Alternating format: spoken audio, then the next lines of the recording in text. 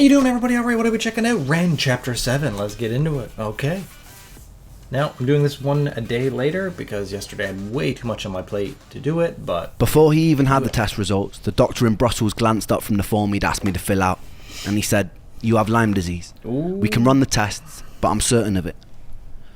I'd heard of Lyme in passing during my hours trawling the internet, but I'd never spent long diving into it. It was an extremely rare disease in the UK that you can get from tick bites, so it never really came across my radar. I sat there, puzzled for a moment. I said, can I get better? He said that many people go on to recover, some don't. Right. I'm currently living in Nova Scotia, and there's an insane amount of ticks here, and it's so annoying because we can't do anything outdoors. It's super annoying. Like, I came from Newfoundland, 0 ticks. You can go roll around in the tall grass if you want to, you'll be fine. Here, the moment you walk through tall grass, you're covered in ticks, and everybody's afraid of Lyme disease, so that's friggin' brutal. Friggin' ticks. He said that many people go on to recover, some don't. Right. I wanted to ask him so many questions, but my mind at that moment was totally blank. The test results eventually came back, sure enough, positive for Lyme, and the co-infection Bartonella, along with many other biomarkers which suggested autoimmunity and immune dysfunction. My whole life, I'd been waiting for this moment. To have something printed on a piece of paper that showed that I wasn't actually fucking crazy. There you go. That I could shove in the faces of anyone who'd made me feel like a hypochondriac or like a head case. Yeah. But when the moment finally came, I felt numb. It was hard to rejoice. Yeah. I had the lingering PTSD from the psychotic meltdown the year before, which made it pretty hard to break into the realms of happiness. Instead, I did what I always do. I got home, and I took to the internet, and I researched the best ways to escape. Isn't that crazy, though? How, like, you know, he just spent so many years, like, doing everything in his power, humanly possible, to find out what his cure is. He finally got it, and it's just a numb feeling. Like, you would think he would rejoice and cry and roll around on the floor in happiness, but just went numb. What an interesting response to it. I guess you just can't believe it, maybe. I don't know. And I took to the internet, and I researched the best ways to escape. The summer that I got sick, I spent 2 weeks camping in a small festival in Dorset. One night, me and friends decided to climb a nearby hill to build a bonfire in the woods. On the way there, the fields were full of long grass and deer. 3 people, all my age, who all attended that festival came down with ME or fibromyalgia-like symptoms over the course of the next year. Yep. One was a friend of the family who was shut in a dark room for years because the light would be too intense for him. Before that festival, he was bursting with life, a successful capoeira dancer, reduced to a zombie. Brutal. Lyme disease seemed to be as much of a medical labyrinth as ME was. Yeah, and there's a lot of deer around here too, and they carry the ticks. And like you said, they're like perfectly normal. Went through some rolling around some grass at some kind of camp. That's it. Get covered in ticks or bit by ticks. One of them has Lyme disease. Life ruined. Brutal. On one side, there was a whole host of specialists who believed Lyme bacteria becomes chronic, evades the immune system response, can sometimes evade testing, and leads to debilitating symptoms unless treated with a long course of antibiotics. Okay. On the other side were doctors who claimed that Lyme can't persist. It's easily treatable with a 2-week course of doxycycline, and further symptoms following that must be due to an autoimmune response triggered by the Lyme, or perhaps an unrelated, undiscovered cause. Really? I educated myself as best as I could on all theories, trawling through research papers on PubMed, conversing people in support groups, often contacting leading Lyme scientists via email or phone to ask them questions. Lyme disease is caused by Borrelia, a spirochete bacteria that causes symptoms like extreme fatigue, confusion, joint pain, heart problems, digestive issues, anxiety, depression, and in extreme cases, hallucinations. Side effects may include bloating, diarrhea, vomiting, nausea. It's like, oh my god, look how many things was just named there. There's like so many friggin' side effects once that parasite jumps onto you. Brutal. So everything was adding up. I fell down internet rabbit holes of learning how Borrelia produces outer membrane vesicles, which contain outer surface proteins which can modulate your entire immune response, essentially dampening it for its own survival. It was a truly insidious pathogen, a smart one out of a twisted horror sci-fi. There would be online groups claiming it was created in a lab in Plum Island off America and weaponized. I've heard that. Due to the widespread suffering it seemed to cause, and given how hard it was to treat, it was easy to see how people gravitated towards these sorts of superstitions and speculations. The main thing that made my head swim was the sheer number of treatment options, in part a byproduct of the cognitive dissonance in the medical industry at the time. There were countless antibiotic protocols, herbal protocols, immune system modulating protocols, wackier ones where people would be stinging themselves with bees or swallowing certain helminth parasites to modulate their immune systems. It was a wild west, and I wasn't so naive to be unaware that there were a lot of quacks in that space, selling people snake oil, financially taking advantage of desperation. Like, isn't that crazy? He finally finds what it is, and then he's like, all right, what's the cure? Undetermined, but here's 50 different remedies and theories and rituals you can do. Go get some bees, sting yourself with bees. It's like, what? Here we go again. Poor Ren. That space, selling people snake oil, financially taking advantage of desperation. Like a lot of the medical industry, I despise people and companies who see opportunity to profit from other people's misery. No, for sure. If you're watching this video and you're one of those people, I would highly consider switching your role in the world and being on the right side. One common factor a lot of these protocols seem to share was you would certainly get a lot worse before you got any better. Don't you hate when that happens? There was something called the Jarisch-Herxheimer reaction. As you kill off the pathogens in your system, they release biotoxins in your body, which are eventually cleared out by your kidneys and liver. These can cause systemic inflammation, additional fatigue, brain fog, mood swings, pain, flu-like feelings. I was no stranger to these things already, but when they got even worse, it was a mental battle. No, right, he's amplifying it. I sought out as many success stories as I could, and I looked for common threads in the ones of the people who made a full recovery. It seemed like long courses of antibiotics were working for some people, but to do it safely I needed to be in the care of a specialist. Great, the NHS were fucking useless. After multiple appointments, one with an infectious disease specialist, they told me the most they could give me was a couple-week course of doxycycline. I knew that probably wouldn't be enough. They told me chronic Lyme wasn't something that they recognised. I presented them with printouts of much of the research I'd gathered online for the most recent studies, which they dismissed. One of them told me I seemed obsessed, and they asked me if I thought about getting a hobby. Oh, I fantasized. What? How rude is that? Like, sometimes, you go to a doctor and they just like, they think they know everything. And like in this case of him, and they shut him down, just being like, you know what? I think you're just obsessing over this. Why don't you just go get a hobby and do something and take your mind off of it? Meanwhile, they don't know he just spent his entire life in pain and agony and delusion and everything else, thinking about, suicide and everything else under the sun. And this guy's just like, yo, go get a hobby, man. It's like, what? One of them told me I seemed obsessed, and they asked me if I thought about getting a hobby. I fantasized about dragging him by his tie across his desk and pressing a stapler into his skull. Then I politely got up and left. Yeah, doxycycline would lead to improvements for a short time frame, and then my symptoms would come creeping back. I tried many antibiotic and herbal approaches to treat the Lyme without much luck. I tried things like Rife treatment, which is essentially running an electromagnetic pulse through your body in hopes that it will kill the bacteria. What? I was desperate. Holy crap. It seemed that America took Lyme disease far more seriously than the UK, which made sense as it was far more prominent there. True. I settled on a doctor called Dr. Jemsek over in Washington, and when I could, I would busk or I'd sell music online to raise money. My girlfriend at the time also ran a fundraiser, and my mum said that she'd also help contribute towards flights. Okay. It's not easy being sick and broke, but somehow we made it work. A week before I was due to fly out, something happened which changed my whole life. Here we go. I've always been a believer in the good that you're putting out in the world coming back to you. Luck, therefore, is more of a karmic consequence. When I was making video blogs, I wasn't doing it to build a following or for any sort of social merit or personal gain. I was doing it because I thought I was going to die. I was doing it because I wanted to feel like I'd left some sort of positive mark on the world, like I'd helped. I remember waking up one morning and going through the comment section of the latest video I'd posted, only to find a message from a British doctor who was running a clinic over in Germany in Los Angeles. Ooh.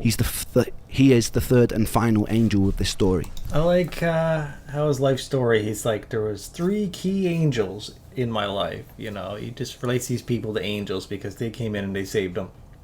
And like he said, just putting up the videos for the sake of just because, you feel like he's going to die, just put a little bit of your existence out there and hope it, does some good before he thinks he's going to die. But like by doing so, here we go. Doctor reads the comments, get in contact with them. I think he's going to get in contact with them. We'll see. But beautiful. All right. And but he also like everything he's got to do. Him, his girlfriend, his mom, all doing fundraisers, saving up all the money that they can just to try, because they don't have much money, to try to get a plane ticket to come to the U.S. His entire life has been battling this disease. Crazy. Still blows my mind. He was reaching out to offer to help, and he didn't want anything in return. We exchanged messages and ended up jumping on a video call together. The angel explained that he sympathised with my story. His son was a musician, and at his clinic he'd seen firsthand the countless times the destruction that Lyme disease was causing. Oh. He explained his clinic was involved in cutting-edge stem cell procedures and seeing promising results for various autoimmune and Lyme patients. The cost of the procedure was upwards of $25,000, something that I could never afford. But he said that every year he personally selected patients to attend his clinic for free. Ooh. He would offer me the treatment free of charge. All he wanted me to do was document my experience. Oh, okay. It made sense to me that if Borrelia was able to modulate the immune system for its own survival, that an intervention that focused on immunological homeostasis would help. The clinic also offered antibacterial IVs targeting the Lyme and various other treatments intended to build the body back up after years of chronic health complications. I was kind of in shock. When a stranger reaches out and offers something so generous, it's natural to doubt his intentions. But something told me to trust this kind offer. I really had nothing to lose. And as morbid as it sounds, my willingness to die made it easy to throw myself into a more experimental procedure. There was also some security in the fact that he wanted me to document my experience and share it with the world. If it had been more sinister, surely he wouldn't want that sort of exposure. Exactly. I decided I'd still go to the initial consultation with Dr. Jemsek as I'd raised the money, but I would catch a flight to LA once it was done. Okay. Money was still an issue. The entire treatment length was about 6 weeks, and back then I could have never afforded the accommodation for that long. I decided to hop on Facebook, and I found a Lyme support group based in LA. Really? There, I found people going through the treatment at the clinic who were happy to put me up in their guest rooms. Despite all our faults, human beings' ability to empathize, lift up strangers, and collectively solve problems purely because it's the right thing to do is such a beautiful characteristic to carry. That's the thing. Right, not a lot of people are willing to do it. Take people in a time of need, especially like that. He's like, I can't afford the accommodations during the 6-week treatment, and just literally people on Facebook were just like, you know what, you can come bunk with us long enough to get that done. Feels bad for him.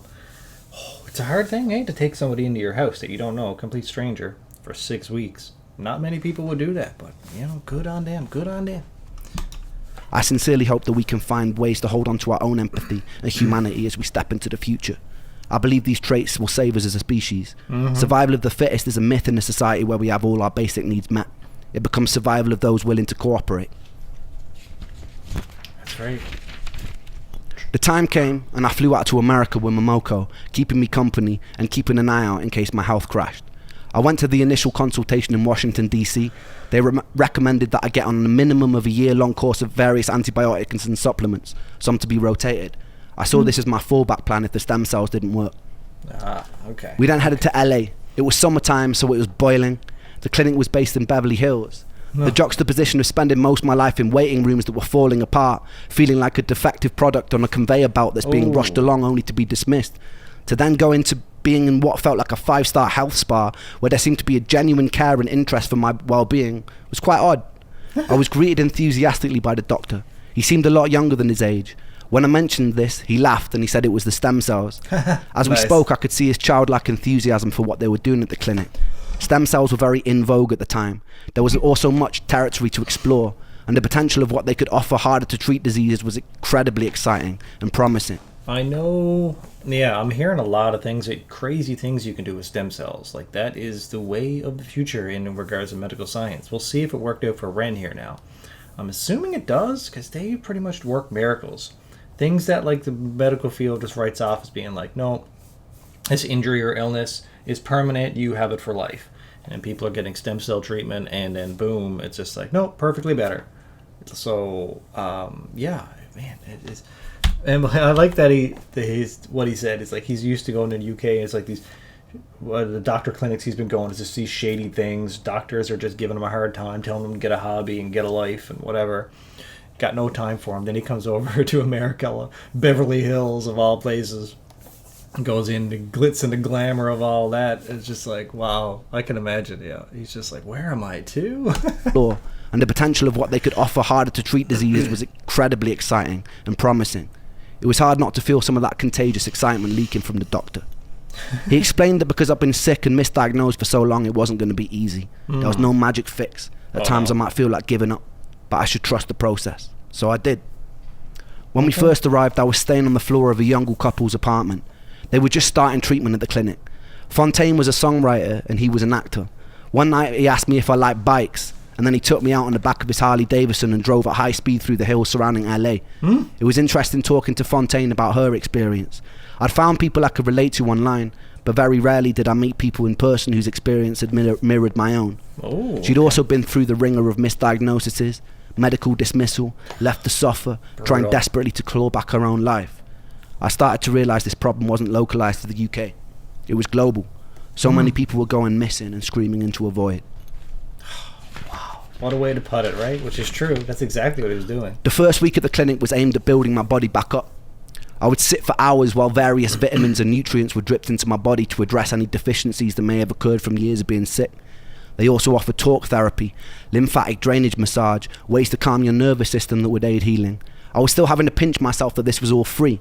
I felt guilty for the people who had to pay. It wasn't easy. Occasionally I'd have an immune reaction to one of the IV drips. I didn't know at the time, but I had mast cell activation syndrome, which meant my body would become highly inflamed in response to many food, vitamins, even things like perfumes or scents from everyday cleaning products could set it off. A year later, while in the German clinic, I would be minutes away from nearly dying after going into anaphylactic shock during an IV drip.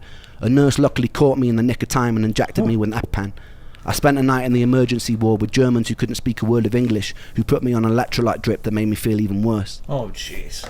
During the second week in LA, I moved places to stay with another... How do you... He's like, okay, any kind of scents, perfume scents, certain types of foods, all these different things just trigger him to make him just go into shock and nearly die. Would have died if the nurse wasn't there to catch him, give him the EpiPen. And it's like... Then it's like, oh, send him off to the hospital. And the hospital just hooks him up on something, makes it even worse. Like, what a living nightmare Ren went through. Oh, even worse. During the second week in LA, I moved places to stay with another couple. The husband had been a prop and set designer for the Fresh Prince of Bel-Air. Oh, nice. They were extremely generous with their time and space and became almost surrogate parents to me and Momoko. There is an unusual companionship you feel with someone who has faced similar levels of suffering as yourself, like an unspoken bridge of understanding. At the time, I was having difficulties with my girlfriend. I wanted her to come with me to LA, as this felt like a pretty pivotal moment in my life. It was a time where I really just wanted to feel safe, but she couldn't take the time off work. I think I felt a little bit funny about the fact Momoko had made the time and sacrificed her own work and she hadn't. She was being distant with me whenever we spoke on the phone, which frustrated me more and more. We ended up arguing a fair bit. Oh no.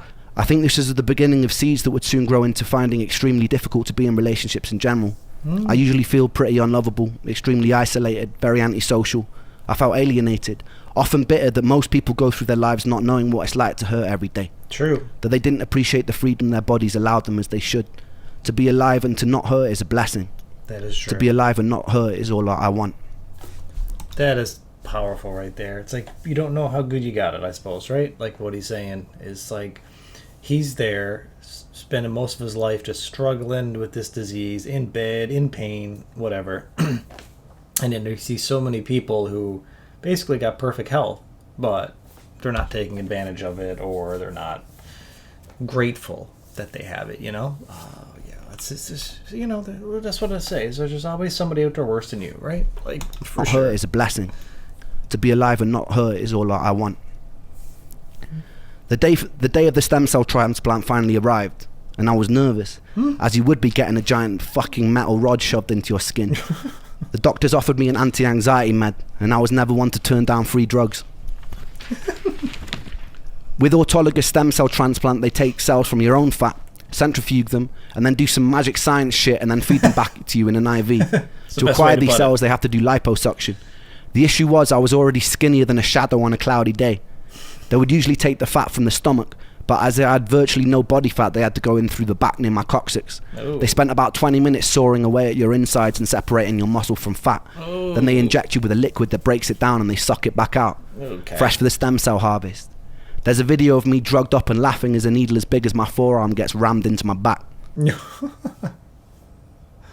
Ugh. He's got a video of it. He's got videos of everything. I returned home pretty bruised up, but full of hope. Like they're digging for gold. And so I'm pretty kind of bruised up. I've got these 2 little holes here where they took the stem cells out and they put them back in my arm. You can't really see on this camera because the light's too much, but I've got more holes in my arm than a Scottish heroin addict. I've met people at the clinic who were further along the process than me, who were singing the praises of how much better they felt. For the first 3 months I didn't really notice much, but I was told it would take time. I was already doing somewhat better from the 6 weeks of IVs. It's an unusual psychological space to be teetering on the precipice of hope that your whole life could change. There's a certain tension and a certain excitement that comes with that. I was also having big problems with my girlfriend at the time. Right. I'd found out some things that had really shaken my trust. In retrospect, I should have just walked away then and there, but I held on because part of me blamed myself. In my sickness, I held people at a distance, so I felt like I deserved negative things. We would fight a lot. The health problems added a whole new dimension to something that would be hard for any couple. I couldn't trust that she loved me as much as she said she did because of certain things that I found out. A few months after the transplant, me and her decided to get away from everything and stay with her mother on the south of Spain. One night, we were sat on the grass, looking up at the sky, being surrounded by avocado and lemon trees. It felt like we were in some sort of Eden-like paradise. Nice setting. She asked me to marry her. It was her way of proving that she loved me and would always love me. And I said yes, but I meant no. What? Even when we went to pick out rings, I just felt scared. I lost the ability to trust love. I don't fully blame her for that. She was an awesome person trying to navigate a complicated situation. I blame my sickness. My sickness was an inseparable from me, and so I blame myself. After about a month... This is crazy. At the time, did he say yes when he really meant no, like he said? Or like he just did it? She proposed to him.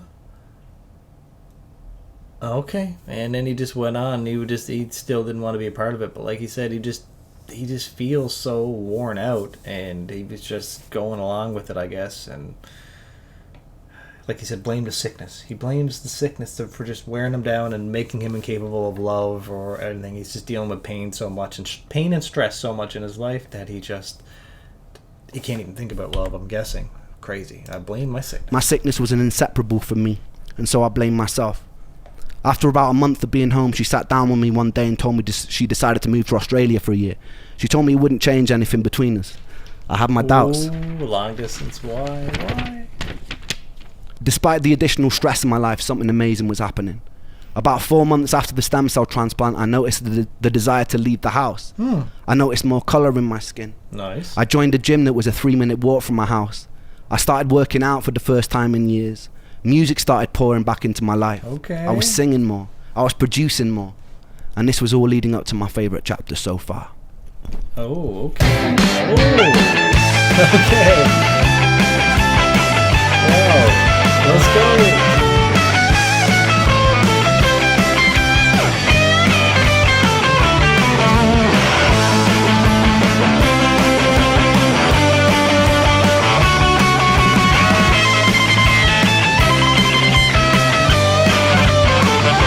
I'm so full of life.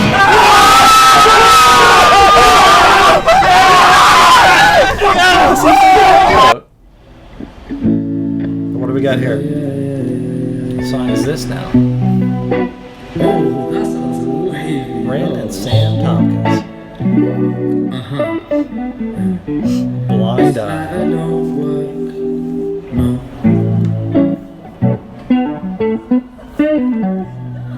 flame to spark my gun.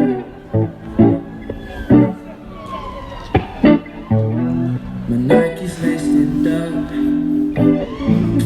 Shit. I feel like I'm treading on my own soul. So much noise in the city.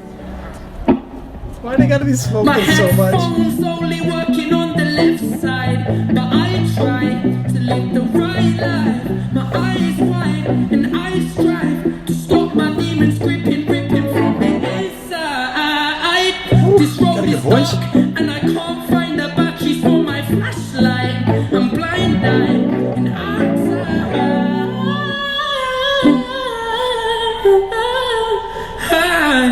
Ren, go. Ooh, I think he's just handing over. I was going to say, Ren just going to play guitar during this whole thing or not, but this guy's good. You know, he's got a good voice. They're both just like smoking, sing a few lyrics, smoking. He's like smoking, trying to play guitar.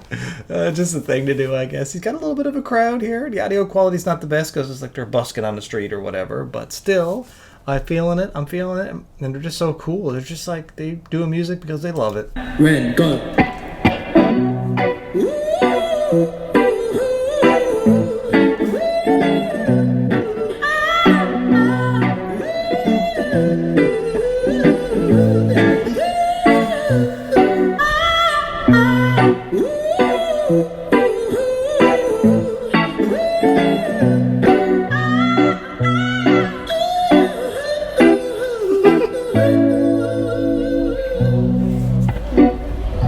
These drugs don't work. Working off each other pretty The good. pain, it takes control. Bloodstained shirt. I love the scatting in between or whatever. I feel like I'm always being chased by the devil. Yo, I try to talk, but I can't seem to get my spoken words right. And I try to keep my stutter alive. And this life, it can be ish, right? Cut you like a flip knife, twist and make you sick, right? Those people are loving And it. I think, maybe I'll be better off alone. And so I redirect the calls from my phone. I learned so many lessons from depression, but in essence, I'm just wishing that these bad thoughts were gone. It's got a vibe.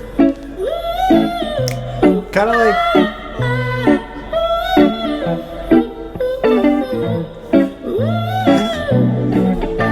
The lyrics are kind of a little bit dark, a little bit meaningful. Well, they are very meaningful, but a little bit dark, like very meaningful, and whatever. But like the beat is just like la da da da da, da, a little bit of funk, and these people are just dancing, but it's just like.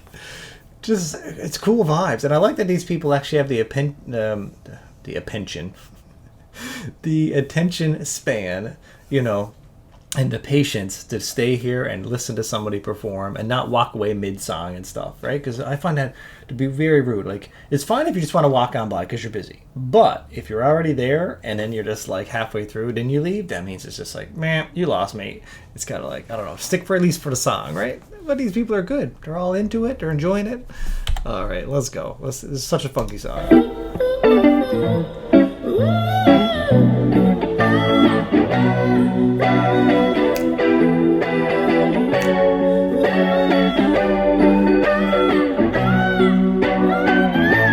Such a high-pitched voice.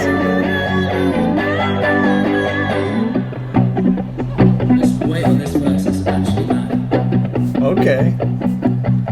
Sometimes I guess, sometimes it's when it's like time is against me. In my mind I kind of mind, yet on my mind it tortures me. But I shine, cause when I shine it's like my shines, they set me free. And I rhyme, I shine so bright, these rhymes come out of me. Times I bleed, times I crawl, times I slip, times I fall. Times my back's up against the wall so hard that the whole building could fall. Times I bruise, times I break, times I'm true, times I'm fake, times I'm waiting for the moment when the forward is to open and just swallow me for goodness sake. I think I'm gonna break cause the ache in his face. Got the crowd into it. Big smile.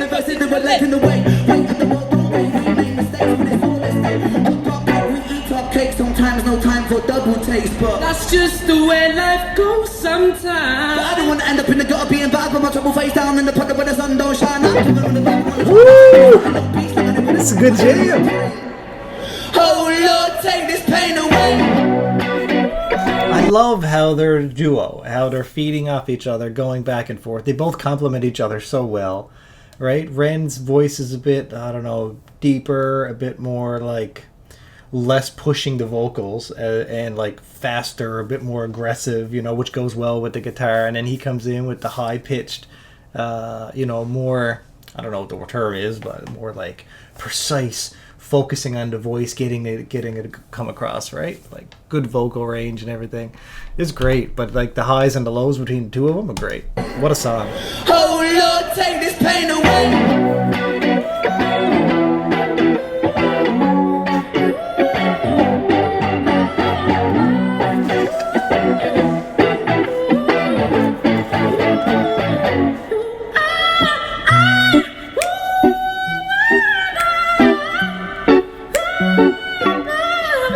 Interesting camera work.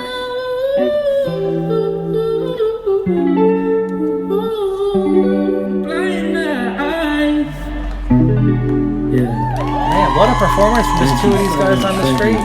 Okay. So good. Okay. So that's a song that me and Ren wrote. If you want to follow us on Instagram, it's Everybody, he found a cure finally. This many chapters in, and he found his cure, and it's friggin' Lyme disease.